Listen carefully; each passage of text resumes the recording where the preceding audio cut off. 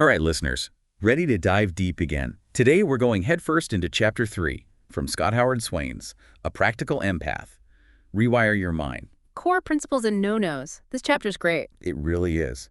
We're getting to the heart of Swain's practical empathy practice system. PEP, right. Yeah, PEP is way easier to say. So what blew me away is how PEP, it's not just about like understanding other people. It's so much bigger. Right. It's like this whole liberation, connection, Yeah. taking responsibility, and then ultimately it's empowering too. Totally. Yeah, you hit it right on the head. It's like a whole new way of communicating. And this idea that we don't make anyone feel anything, whoa. Right.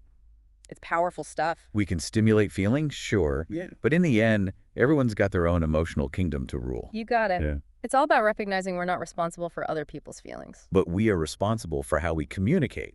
Bingo. And this chapter, it's like a roadmap, right? It shows you these common communication traps. The ones that kill the connection. Exactly. And then, boom, Swain gives us these awesome alternatives. So ditch the drama. Yeah. Build some rock-solid relationships I'm in. Where do we start? Well, how about the thing that always trips me up?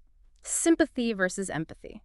Oh, yeah. Yeah, I always get those mixed up. Even Swain, even he says his understanding of them has, like, evolved. Over time. So, like, what's he saying now? Yeah. How does he define them in this chapter? Okay, so empathy. He's talking about cognitive empathy here. It's all about understanding the other person's perspective, like their mental state, their feelings, but you don't have to feel their emotions yourself. Oh, interesting. So you're not getting swept up in their emotional current. Yeah. You're just trying to get where they're coming from. Exactly. And Swain talks about how focusing on cognitive empathy, for him it was like training to be less reactive to other people's emotions. Makes sense. Especially when things get heated. Yeah. So there's this Bob and Susie example in the book, right? Can you walk me through that? Sure. So Susie, she's having a terrible day at work. And Bob, instead of, immediately getting sucked into her frustration, he just takes a step back. He takes a breath. Yeah, exactly. And he's like, okay, help me understand what was so tiring about it. Do you want to share more? He's not jumping in to fix it or offer solutions. No. He's just trying to get the full picture of what's going on with Susie. Cognitive empathy in action, right. But sometimes this cognitive empathy, it kind of naturally shifts into what Swain calls sympathy. Or like affective empathy. Yeah. So in the example, Susie's talking about how her coworker, Jim, he like publicly questioned her work ethic. Oof, that's rough. Right. And Bob's response, it changes. He's like, I know how much you value integrity, being competent, so I can only imagine how much that hurt. He's connecting with Susie's experience. On a feeling level. Well, he's not just understanding her perspective. He's feeling with her. But here's a question. When is it actually better to stick with that cognitive empathy? Good question. It depends on the situation. The people involved, like what if you're dealing with someone who's just like negative all the time, feeling their negativity? That's not going to help you. True. Or, like, in a work setting, sometimes it's just not appropriate to let those emotions loose. You got it. Or maybe you're just not in a place where you can really take on another person's feelings. I've been there. It's okay to recognize your own limits, right? Absolutely. Yeah.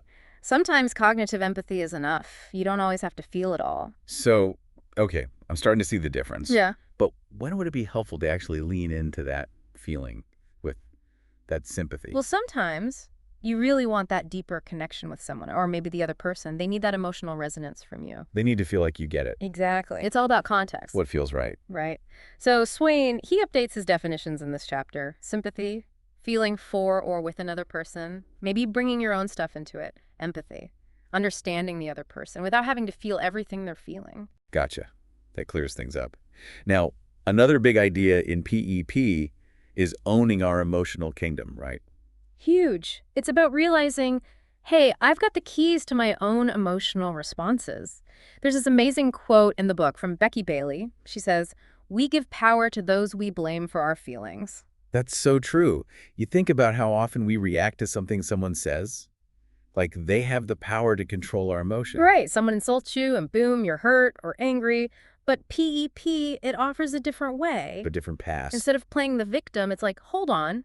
Why am I so bothered by these words? What values or needs of mine aren't being met right now? I love that. It's turning it inward. Instead of blaming the other person, you're understanding yourself. But it's also important to look at the other side. What? Totally. Yeah. Why did this person say what they said? What values or needs are they trying to meet? Oh, wow. So it's like you're looking at both sides of the equation. Exactly. It doesn't mean you agree with their behavior. It's about seeing the bigger picture. And maybe even considering if you might have contributed to the situation somehow. Whoa, that's deep. It is. But taking ownership, even a little bit, is empowering, right? Totally. It's like moving from reaction to choice. You're not just reacting anymore, you're consciously choosing how to respond. All right, so we've talked about sympathy versus empathy. Owning our feelings. Now, this chapter dives into a bunch of communication no-nos. Yeah, those sneaky habits that mess up our connections. Okay, spill it. Which ones really stuck out to you? Okay, this one got me thinking. Evaluations. Especially those moral judgments we make. You know, he's so selfish, or she's a terrible listener. Oof, I've definitely said those. But I guess they don't really help, do they? Not really, they're just judgments. And they make people defensive. It's like you're putting them in a box. Right. Yeah. PEP suggests we use value judgments instead. So, not he's selfish, but I felt hurt when he didn't consider my needs. So you're focusing on the impact of the behavior, not labeling the person. Yeah, you're sharing your experience without putting anyone down. And this applies to, like, guilt trips, too. Oh, man, guilt trips are the worst. Right. But instead of, you should be ashamed of yourself, PEP, it's like, hey, say what you feel, what you need. So more like, I felt disappointed when you didn't keep your promise. It's important to me that we can rely on each other. Yeah, see? Way more honest. Empowering. It's inviting the other person to understand you, not just making them feel bad. Okay, so another no-no. This one surprised me. It's asking open-ended questions, like, how do you feel? You'd think that'd be good, right? To get people talking about their feelings. Sometimes, though, it can feel like too much or intrusive. Like, if someone's not ready to share. Right. PEP says be specific with your questions. So instead of how do you feel, What was the toughest part of that for you? gives them more direction. And they can share what they're comfortable with. Makes sense. Now, I'm a total reassurance junkie. Oh, yeah. But the book says even that can be a no-no. It is tricky because, of course, you want to make people feel better when they're down. But sometimes reassurance, it's like you're dismissing their feelings. Yeah. Totally. Like, don't worry, everything will be fine when you're clearly not fine. It's invalidating. So what's the PEP alternative? Validate those feelings. Acknowledge the concerns. Don't say, don't worry. Say, it sounds like you're going through a lot. I can see why you'd be anxious. That's much more genuine. It is. And the person feels heard, seen, understood. Okay, ready for another no-no? Hit me. Compliments. What? But everyone loves compliments. True. But they can be sneaky. Sneaky good or sneaky bad? Sneaky bad PEP points out that compliments, they often involve evaluation, which, remember, can be judgy, Oh, right. creates separation, and compliments can even be manipulative. Like when someone gives you a compliment and then asks for a favor. Bingo. Or they try to control you with compliments. So how do we express appreciation the right way? Yeah, if compliments are off the table. PEP says focus on your feelings, your needs.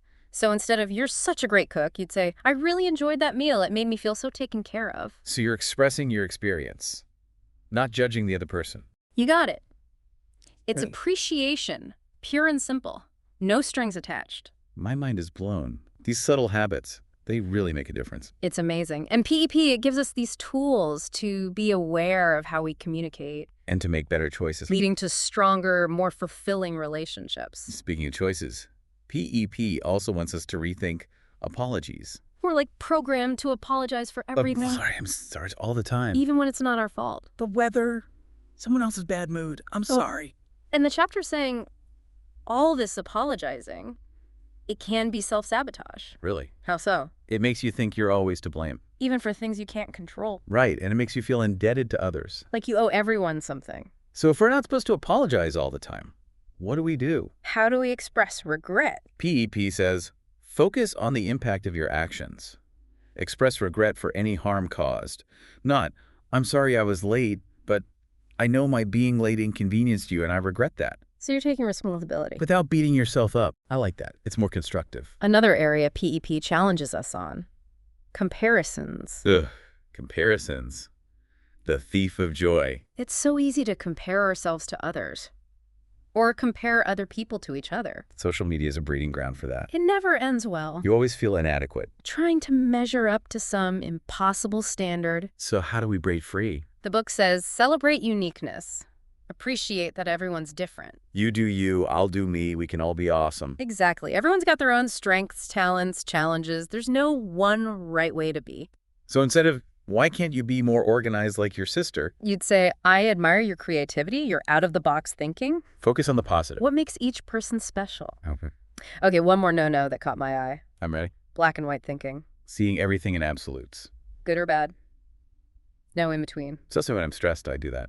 It's like my brain wants to simplify everything. It's tempting, but it leads to judgment conflict. PEP is all about embracing the gray areas, right? Absolutely. People are complex. Relationships are a spectrum, not just good or So harsh. not, I can never trust her again. But I was hurt by what she did, but I'm willing to see if she can earn back my trust. So it's leaving room for growth and change. In ourselves and others. This is amazing. I'm Yeah. so inspired to try these PEP principles out.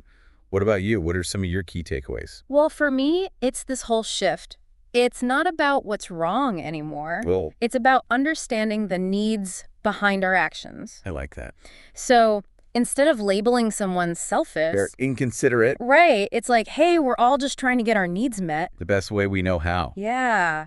And it made me think about that whole owning our emotional kingdom thing. That one really hit home for me too. It's powerful, right? It reminds us we have more control over our reactions than we give ourselves credit for. Right. And that leads to how we handle those tough conversations. Instead of guilt trips or demands or, being passive aggressive. Mm-hmm. PEP, it gives us these strategies to express our needs, but in a real and respectful way. Like turning negatives into positive. Yes, exactly. Instead of yelling, don't leave your wet towel on the floor. Right. It's more like, hey, honey, could you hang up your towel after your shower? I really appreciate a tidy bathroom. See, cooperation, not conflict. And even when we do disagree, PEP gives us tools, right, to work through those conflicts. Totally, focusing on what we both need. Finding solutions that work for everyone. That's the goal. One thing that keeps popping up for me, it's this focus on consent. Oh, interesting. It's so easy to offer advice when no one asks. Or try to fix everyone's problems. I'm so guilty of that. Me too. Yeah. But PEP, it's like, hold on, step back, respect other people's autonomy. Sometimes the most supportive thing Is just being there is just being present. without needing to fix anything. You got it. Yeah. We often try to smooth over those uncomfortable emotions. Reassurance platitudes. Right, but P2P says, hey, those emotions are important. They're trying to tell us something. Yeah, they're messenger. If we listen to them with curiosity, compassion, They can help us grow healed. they can lead to positive change. Exactly. And when we approach emotions like that, our own emotions, other people's emotions, With openness, acceptance. it creates such a deeper connection. This deep dive has been, wow, eye-opening. It really has. PEP, it's not just techniques, it's a whole philosophy. It changes how we see ourselves, the world around us. It's about empathy, understanding, respect. Not just in our words, but in everything we do. I'm so inspired to keep exploring this. Me too. It feels like the beginning of something big. A lifelong journey. Yeah. And that's what's so cool about PEP. It's not about being perfect It's about always striving to connect better, with ourselves and others. more authentically, more compassionately. That's the heart of it. So as we wrap up Chapter 3 of A Practical EmPath, Think about how you can use these principles. in your own life, what would it look like to truly own your emotional kingdom? How could you change the way you communicate to build more understanding in your relationships? Even small changes can make a big difference. They ripple out, creating a more compassionate world. For everyone. Yeah. Thanks for joining us on this PEP adventure. Keep diving deep. Yeah. Keep those conversations flowing. We'll see you next time. It's like we're not looking for what's wrong anymore. Yeah, that's a good way to put it. We're trying to understand the needs driving the behavior. Okay. So less about, he's so selfish, she's inconsiderate. Right. More about we're all just trying to get our needs met. In whatever way we can. Exactly. And that makes me think about that emotional kingdom idea. Oh, yeah. That one was huge for me, too. So powerful, right? We actually have a lot more control. Over our reactions. Yeah, more than we think. Than we realize.